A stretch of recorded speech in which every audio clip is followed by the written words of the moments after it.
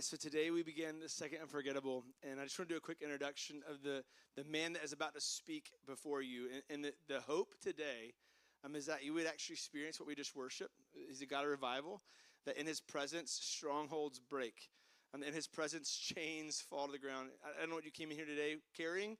I don't know what you came in here today, with the burden of, or what your mind's going through, or what this morning was like. But I know this, that every single person can adapt or can experience what Robbie's going to share today. Every single person can have moments where we feel like there's something in our life we just need to get beyond, to get over, and we can't. In fact, the whole series, Unforgettable, is about what happens when we approach obstacles that get in our way, that cause us to want to retreat in fear or to hide or just stay where we are, but yet we miss the unforgettable. Well, to get there, we must press through the obstacles. And today's story is just that. An obstacle that at one point in time seemed maybe we can't do this. It'll never get beyond it, never happen. When Robbie trusted God to get through, man, he experienced the unforgettable. And so this morning, if anything, I just want you to listen. If you would, laugh at his jokes. It makes things a lot easier. And so when he says jokes, you just laugh. Cackle, laugh, all right? Make him feel at home. But hear me say this really quick. And what he's doing is overcoming an obstacle. What he's doing this moment in your presence, for you listening online, is he's stepping into a very unfamiliar and sometimes hard territory where he's going to tee God up with his story. He's going to put his vulnerable life in front of you and allow God to do work. So if you'll just listen, who knows what God's going to do? Maybe in your life or in the life of someone you know. But I pray that if you have experienced anything what he experienced, if you know what he knows today, man, our prayer is that you would take a step like Robbie takes. And so this morning, and I ask you to give a warm welcome to a friend, someone that Jamie and I love dearly as a family. Welcome, Robbie Odom.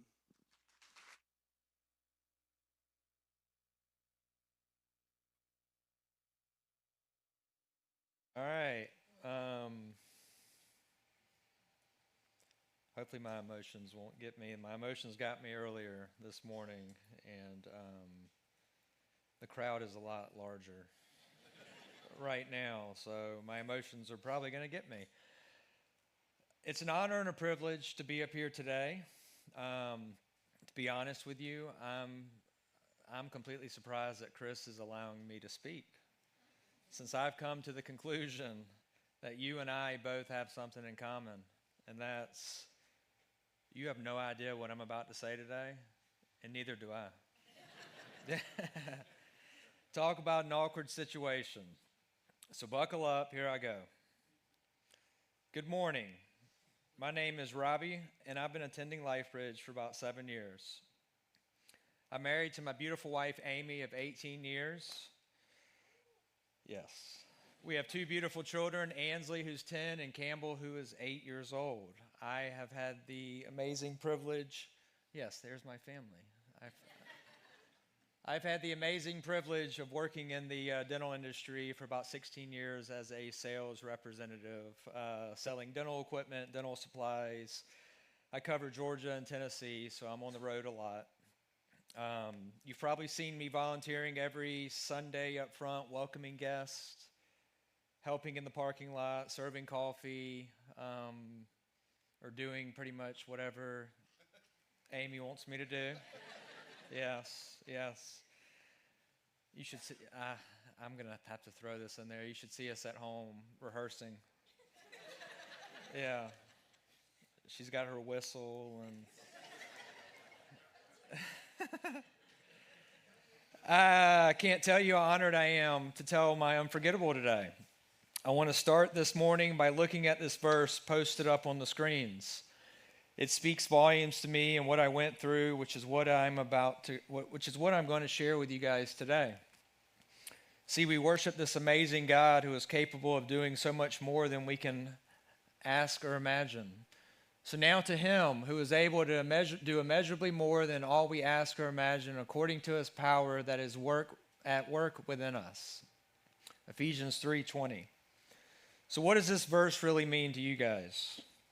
Ephesians 3:20 is part of a prayer that Paul prayed to the Ephesians while he was sitting in jail.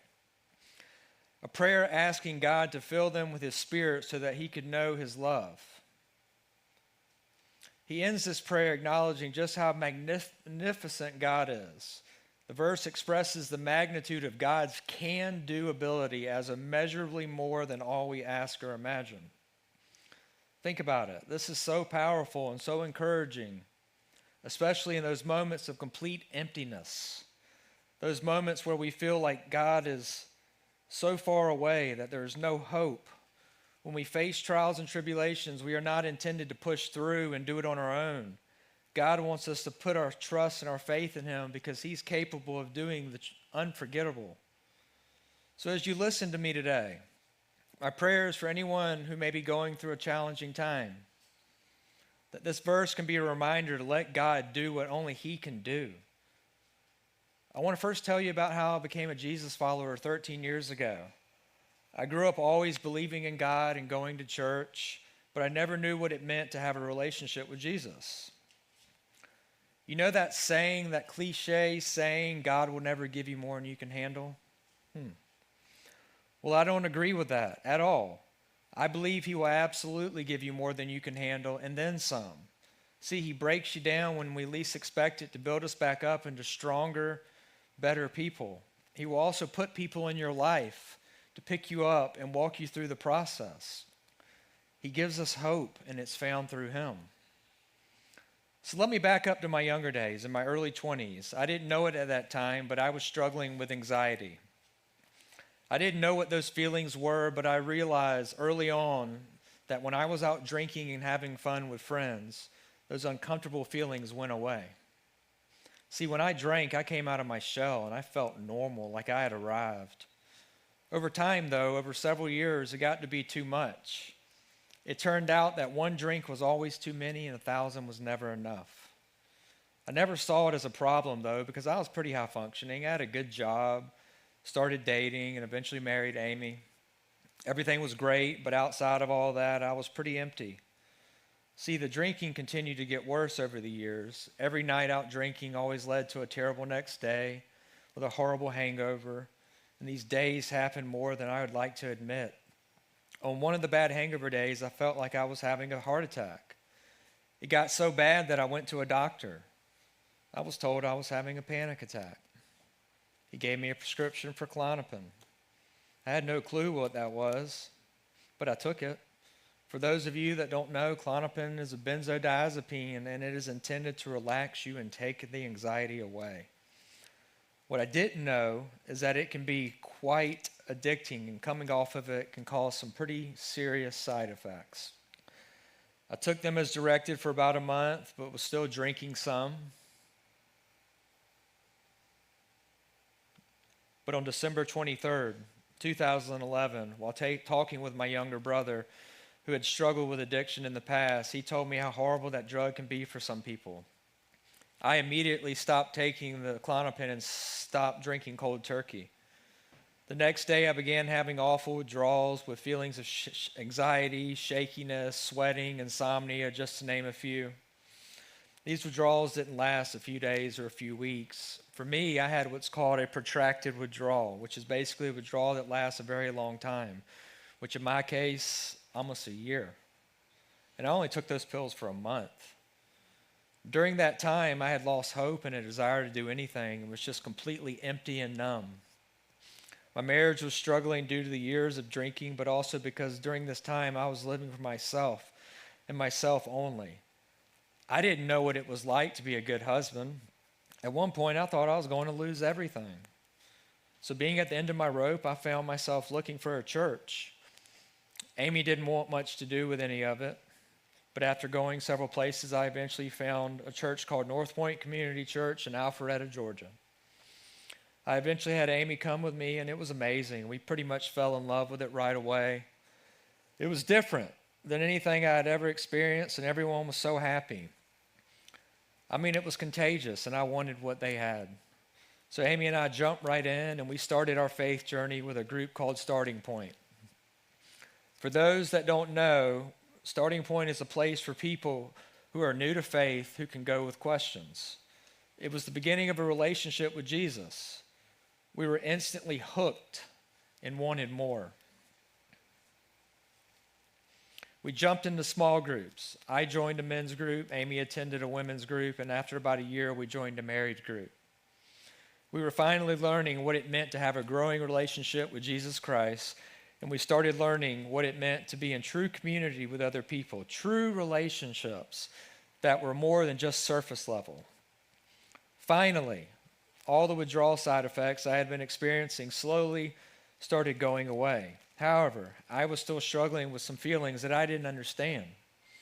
I didn't know what they were. My primary care doctor helped me understand these feelings as anxiety and gave me a very basic low-dose medicine to help with that.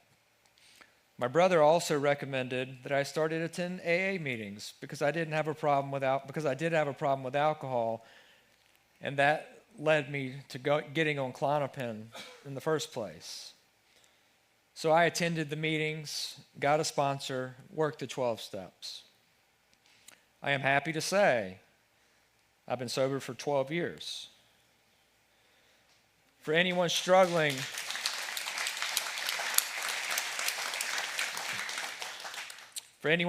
with any type of addiction, hurts, hang-ups, habits, I highly recommend programs like AA or Celebrate Recovery.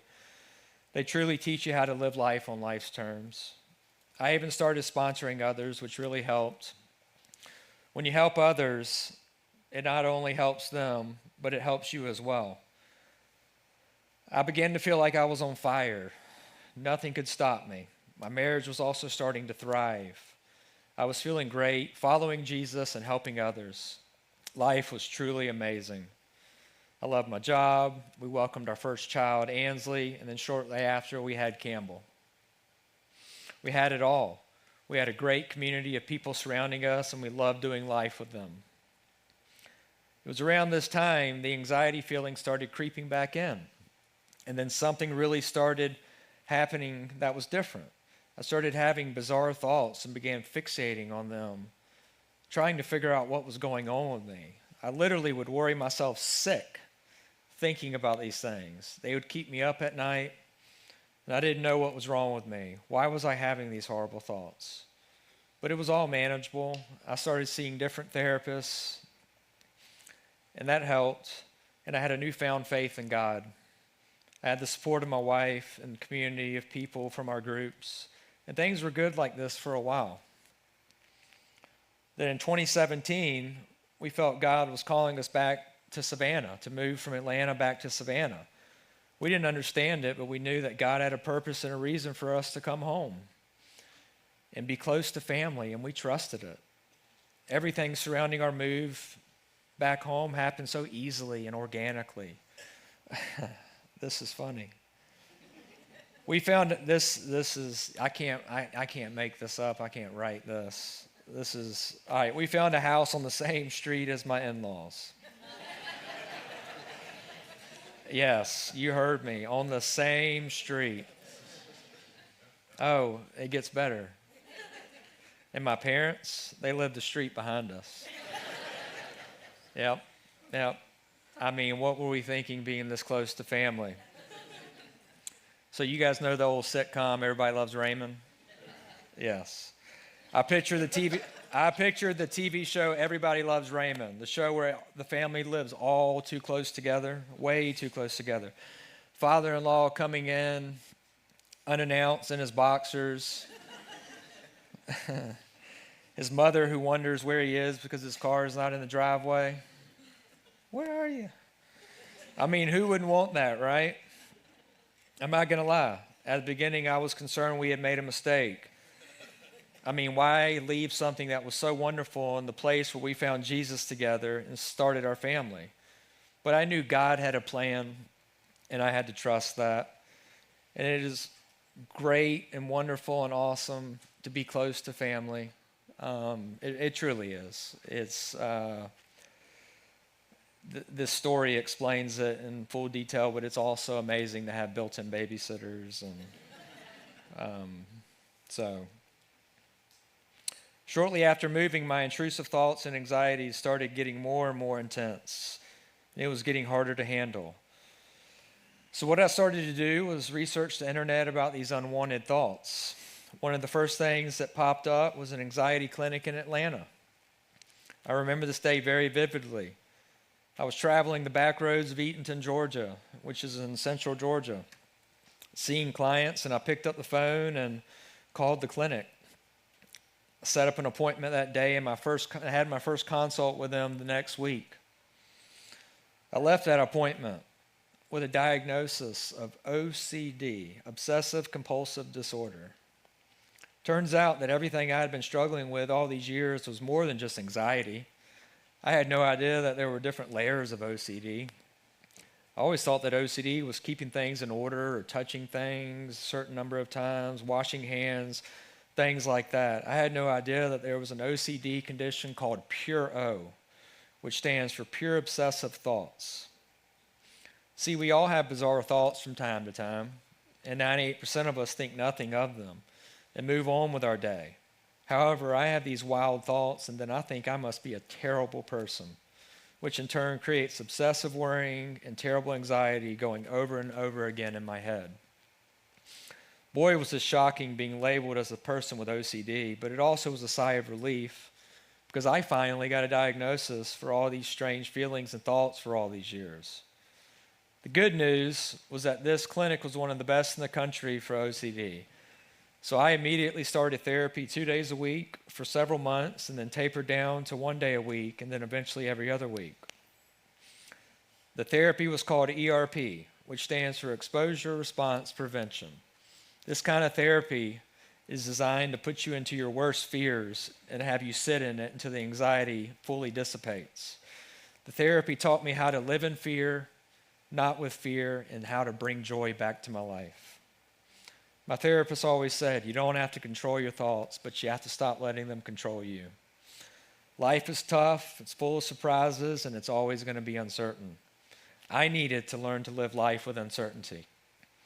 That's where therapy really helps.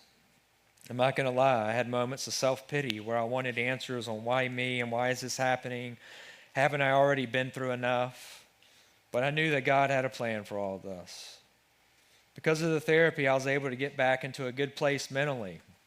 We settled into our new home in Savannah, and although I was traveling back and forth to Atlanta for work, life was pretty good.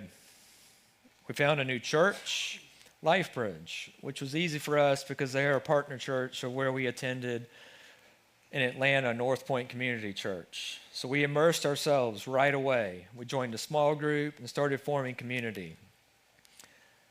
I can't say enough good things about small groups. I can't imagine doing life without community. It is such an amazing place, such an amazing thing to be surrounded by people who are there for you, constantly picking you up and praying for you, and you doing the same for them. So now let's fast forward to 2020. A couple years passed. It was early March, and I was in Chattanooga, Tennessee, presenting to a bunch of dentists. I got a call from Amy telling me everything was getting ready to shut down due to COVID. I didn't really think much about it, so I stayed the night and then left the next day and headed home. Soon after, we were on lockdown. It was the strangest, craziest thing. Despite my natural anxiety and obsessive worrying about things, I actually did quite well during all of it. My amazing company took care of me, took care of us during the shutdown, and I was able to keep up with my therapy virtually. Then once the lockdown was over, I was back at it in the field, working and not worrying about a thing. My OCD was at bay, and I was doing pretty well. In July of 2021, I went to my first large dental convention since the lockdown and brought Amy with me. It was great to be around so many people that I loved and hadn't seen in such a long time. We had a blast, and life just felt back to normal again. A week or so later, while working in Atlanta, I started feeling pretty bad. Ends up, I came down with COVID. I left Atlanta, headed straight home. Turns out a few days later, Amy and the kids had it too. We weren't super concerned about it. Amy and the kids didn't feel too bad. I was the one that felt the worst. Okay, so this is the part of my story that I'm going to probably struggle with the most. And I tell you, this is the hardest thing that I've gone through in my entire life. On day 5 or so, after being sick, I started to feel some tightness in my chest, and my cough had gotten pretty bad. My fever had gone away, but I still felt that something wasn't right, so I decided at that moment that I needed to go to the emergency room. But it was the middle of the night, so I waited for several hours at the hospital. Eventually, I was seen. They did a chest x-ray, and they said the virus had moved into my chest and that I had double pneumonia. The first thing that popped into my head was, am I going to die? What's going to happen to my family? I remember asking the emergency room doctor that same question. Doc, am I going to die? All he could say was, let's hope for the best. Let's hope for the best. Make sure you check your oxygen levels daily, and if they drop and you start feeling bad, then come back in. I could literally see my life flashing before my eyes, and in a moment, my OCD went from about a 2 to a 100. I left the ER that night and headed home, but my mind wouldn't stop racing. The next day, I contacted my primary care to tell her the news. She told me I'd be fine, but we still discussed some options, such as getting the experimental drug monoclonal antibodies, if it got to that point. That was all I needed to hear, so off I went to the emergency room, only to be told that I didn't qualify for them because I was too healthy. I was in disbelief and felt like no one wanted to help me. My worries and anxieties were at an all-time high, and I felt like I was truly going to die if I didn't get more help. The next day, I went to another emergency room, only to be told the same thing. I didn't qualify for the treatment. But this time, I put my foot down and demanded they give me the treatment, and they did. Within a day of receiving the treatment, I began to feel significantly better. Within a few days, I had fully recovered from the pneumonia. I know my case by no means was as severe as so many others, but during this time it was scary for me, and my OCD and anxiety made it 1,000 times scarier. That's what OCD does. Even though I was better, my OCD had taken off and had taken control of all my thoughts and my actions. What if I get sick? This is what I was thinking. What if I get sick? Am I sick? I still must be sick. Why else would I still feel this way? I started losing my faith in God. How could he let this happen to me? I was not trusting him or the advice of my wife and my family that I was fine, I was better, I was lucky. But I didn't feel that way. So I knew I had to take matters into my own hands. I started taking COVID tests after COVID tests every day. This was the OCD. I would take home tests and also go to pop-up test sites. They always came up negative, but I felt that they must have been wrong, so I'd get more done. That's how scared I was. I was so embarrassed by it that I began hiding it from Amy. I mean, I knew it was bad that the people working these testing sites, they knew me by name. They would say, Robbie, you're not going to test positive. You're not. You're going to test negative. They eventually stopped testing me. That is how often I went. So I would drive from site to site, sometimes 30 minutes away, until I could find a place that would give me a test.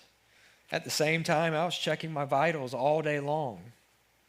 My oxygen level, my heart rate, my blood pressure, they were always reading normal. So I would change out the batteries or buy new devices to check my vitals. Still, my OCD had my thoughts going wild. Everyone else could see I fully recovered from the pneumonia. Amy didn't understand why I was doing all the checking. So I started to hide all that from her too. I then got to a point that I fully believed I was sick. My chest was hurting. I felt like I had pneumonia again. I felt like I was going to die. And if I didn't get checked out, I literally was going to die. So I started going to the emergency room, hospital, once a week, sometimes twice a week. The results were always the same. I was fine and I needed to go home. But I didn't believe them, and I was back a few days later. This continued for weeks. It got to the point where the nurses in the hospital, they knew me as well. One nurse would come and pray with me. She would see my name on the board, and she would come into the room and she'd be like, honey, why are you here? You need to go home. But I wouldn't go home, so she would pray with me. Another nurse, a male nurse would come in And he would do the same thing. He would give me his phone number and he would tell me, hey man, next time you feel this way, call me before you come in and I'll walk you through the process. So that way you don't have to come in. They knew I was fine. One ER trip, a doctor recommended I take something in addition to my regular anxiety drugs to help me take the edge off, to help me get over these fears. It was Klonopin. Again, I knew it wasn't a good thing, but I was so desperate to feel better, so I filled the prescription and started taking it. Getting checked out had become like an addiction. I manipulated situations with my family so that it would seem like I was worse than I really was. So they would agree that I could go to the hospital and get checked out. My life became unmanageable.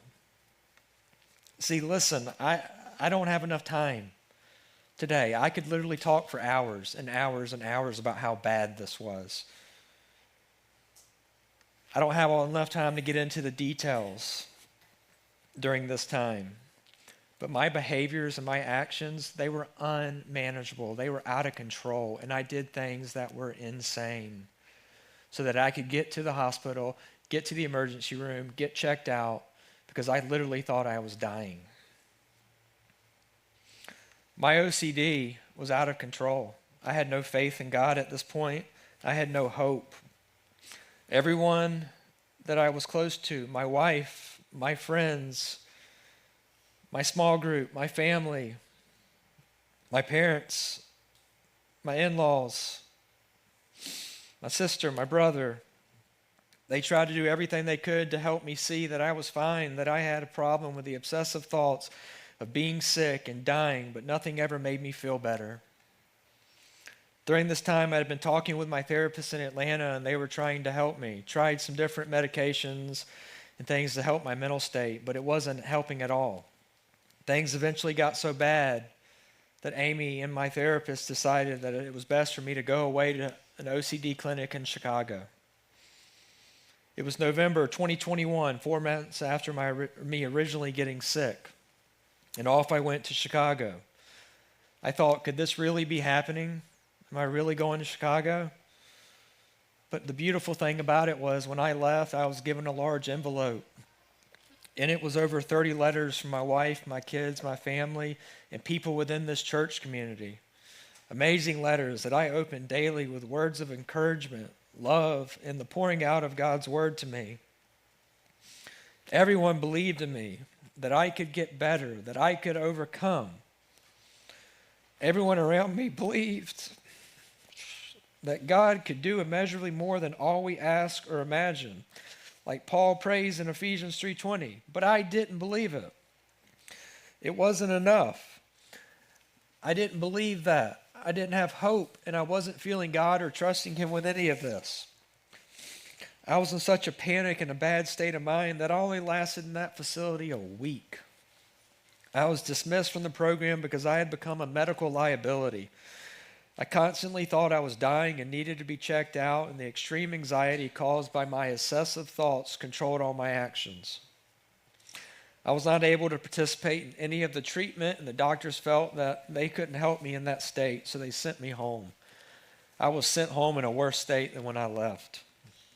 My marriage had become so strained during all this time. My actions and behaviors made it difficult for me to live at home. It wasn't healthy for Amy or the kids to see me this way, so I moved in with my parents for a while. I also lived with my sister for a little while. I was out of my mind, and everything I did was controlled by my OCD. I honestly thought I was dying, and the best thing for my family was for me to try to save myself. And in order to do that, I needed to go to the emergency room and get checked out again and again and again. I didn't know that this obsession and constant need for reassurance was hurting everyone around me. I thought I was doing what everyone else would do. I mean, if you truly felt like you were sick, if you truly felt like you were going to die and you have a family, wouldn't you do the same thing? Wouldn't you go seek help? Wouldn't you go to the doctor? Wouldn't you go to the emergency room? Don't you want to be there to see them grow up? So I would go get checked out. So in December 2021, I was able to get to Tampa, Florida to begin an outpatient OCD program that felt they could really help my situation. They knew what I had been through and were optimistic. They were going to help me taper off the Klonopin and get me back on track. This lasted 2 weeks. I was dismissed from this program as well. Same thing. My OCD and anxiety was so intense and overwhelming that it controlled my actions, and I could not fully participate in the program. I truly believed and felt like there was something wrong with me and I was dying. Why could no one else see it? January 2022, I entered an outpatient program in Savannah. This is now number 3. I tried to get help this time, I really did, but that only lasted a few weeks because I was still just getting worse and my actions continued to prevent me from participating in the treatment. So now that's 3 anxiety programs that I failed. 3. I don't fail a lot of stuff, and I have failed 3 anxiety programs. I felt hopeless. I started to believe that I was never going to get better. At this point, I basically became a hermit of a person. I couldn't go get checked out at ERs or get any sort of testing or reassurance that I was not dying because my family was preventing me from doing that. They were physically keeping me from going anywhere like that. My primary care doctor also stopped seeing me without Amy's permission because I'd call her constantly. I didn't want to go outside or do anything. I was scared.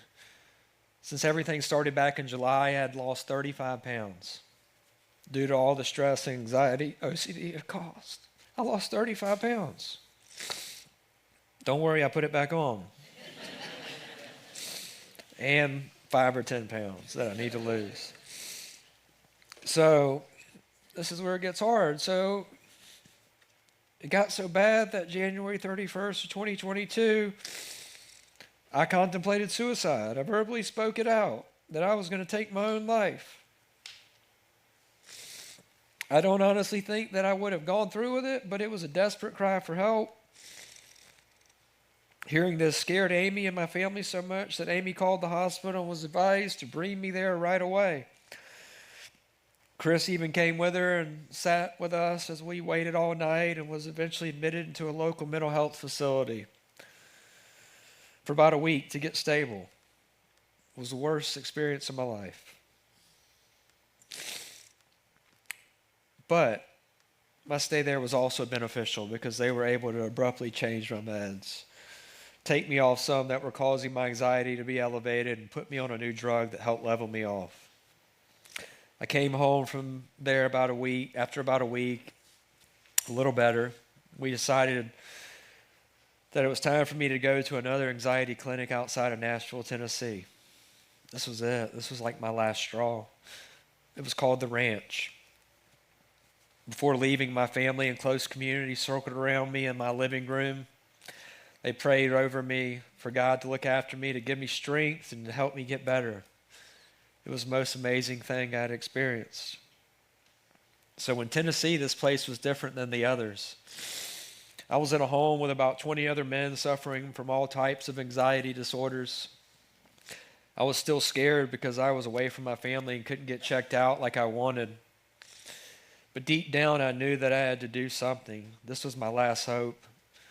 Our routine started early in the morning, and my days were lined up with intense therapy and team building exercises. While I was there, I was able to really bond with 2 other men, and they were Jesus followers. Each day we would read a Bible study and we would pray for each other for healing. That was just what I needed because I had lost my faith a long time ago. I was angry with God and wanted answers on why he was putting me through this. My brain was so clouded by but these men helped me understand something that I already knew. God had a plan and a purpose, and sometimes we have to be broken down to nothing so he can build us back up into a stronger, better person. I remember one group meeting that we had. The counselor sensed something was wrong with me. I think personally by then I was just missing my family and ready to go home. So she called me up, and the men circled around me and laid a hand on me, and we started praying. During this time, I witnessed men crying. It was powerful. After the meeting, these were grown men. After the meeting, a few of the guys came up to me and told me that it was the first time they had felt the presence of God, ever. One man came up to me and said that God was in that circle and he was looking after me. And this is not a faith-based program by any means. But it was the first time in a long time that I started thinking about God and that maybe he was here with me on all of this after I had lost all the hope. The program lasted a few more weeks. The objective of this program was not to get me back to normal, but to get me to a place so that when I left, I was about 30% better. Just this little bit of progress is all that was needed to put things in motion so that I could start to heal. I didn't realize this while I was there, but looking back, it all makes sense. There was definitely a method to the process, so I was ready to go home with therapy and doctor's appointments lined up. So in mid-March, we're in mid-March now, Amy picked me up from Tennessee and I arrived back in Savannah, greeted by my kids and family. I moved back home, and this is when my journey to recovery really started. It wasn't easy still. I still had a few slip-ups here and there, but I was putting one foot in front of the other. I was seeing a new therapist locally in Savannah. I started going back to church and experiencing community again. It was definitely a slow healing process, but I felt like I was improving. By August of 2022, my doctor recommended I go through ketamine therapy, which serves as an anti-inflammatory, but also resets the neuronal pathways of the brain. He thought it would be a good thing for my situation. He recommended I do 6 sessions and then maintenance sessions every few months or so as needed. With ketamine and some other new medicines, I could really feel the difference. I was getting better. I started to run again. I started to do things that I enjoy, like woodworking. I started to be the father to my kids that I once was. And my marriage started to repair itself into something better and stronger. It's been almost 3 years since all of this started. And through everything, I feel better now than I did before. I know that God had a plan, and his plan started way back when, a long time ago, before I ever knew him. During this crazy journey, where was God? Remember, I had lost my faith in him, but he was there all along, carrying me through the process. It took me getting better and looking back to see where he was this whole time, and to see how he was able to do immeasurably more than I could ask or imagine. Truly the unforgettable. God intentionally put people in my life and directed my path years before all of this took place. I call these moments immeasurably more moments. Moving back to Savannah, we could not have known it back then, but man, how great it was having family surround us during this difficult time. My job, I've been with my company for 16 years, and while I was sick, they allowed me to take a leave of absence with basically no questions asked. They just wanted me better. They supported me during this journey. Our church community, they were there for me the whole time. More importantly, they were there for my wife and kids, helped take care of them when I couldn't. My parents, my sister, my brother, my in-laws, they took care of me the best they could while I was out of my mind. My son just happened to be placed in Jamie's Crutchley's class that year. And when this all started to get bad, she loved him and poured into him daily. Ansley got Miss Joyner, who was one of the best second grade teachers at the school. She loved and poured into her daily too. Amy being on staff here at the church, where she could be loved, supported, and carried through such a hard time by everyone. In moments of complete hopelessness, everywhere I would go, I'd see the word hope. I'd walk into a convenience store, I'd walk into something, I'd see the word hope. And I never would understand it, but it was God for sure.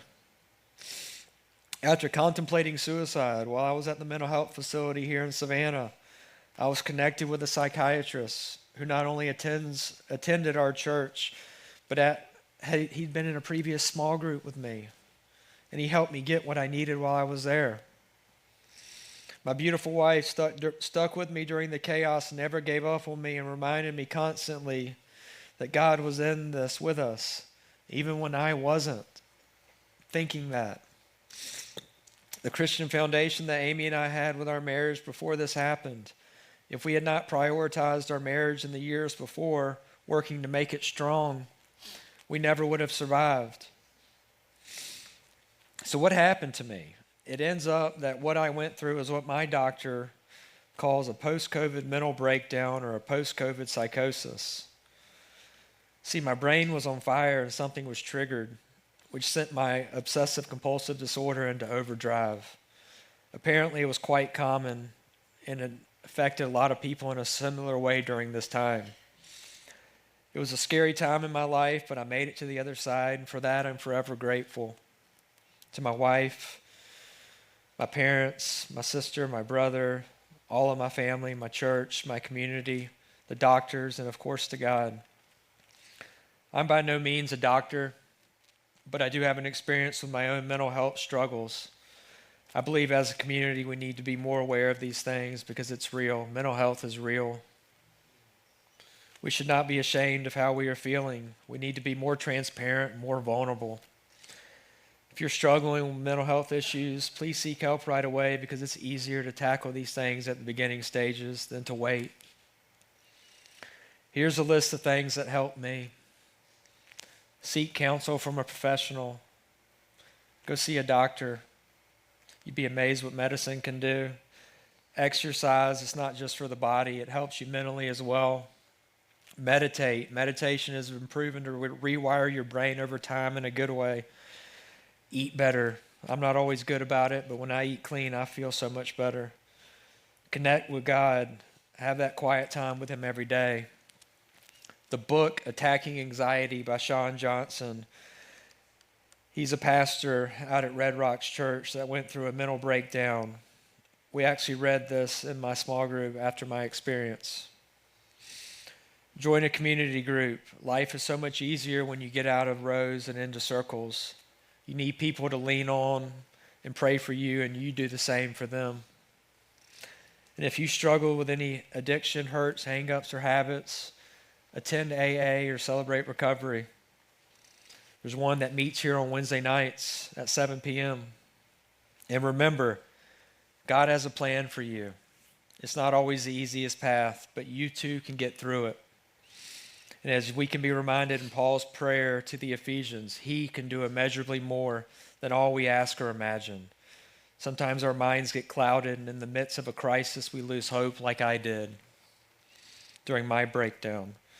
I will tell you firsthand, I will not let that happen again. My hope is and will always be found in Jesus, and I hope yours is as well.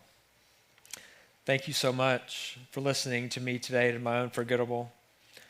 Please reach out if you ever want to talk. There's my number. My name and number's up there. I'm an open book. I'll be happy to talk to you if you ever want to communicate. Oh, and before I pray, I've created these little cards right here. Please grab one on your way out. It's got Ephesians 3:20 on one side as a reminder. And it also has a reminder of you don't have to control your thoughts, but you just have to stop letting them control you. Thanks again. Let me pray. Dear Lord, I'm just so grateful to be up here today.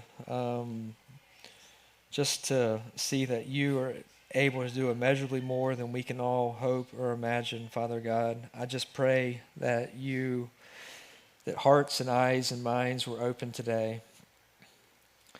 That there is somebody in this crowd that if they need help, that they will seek it right away, Father God.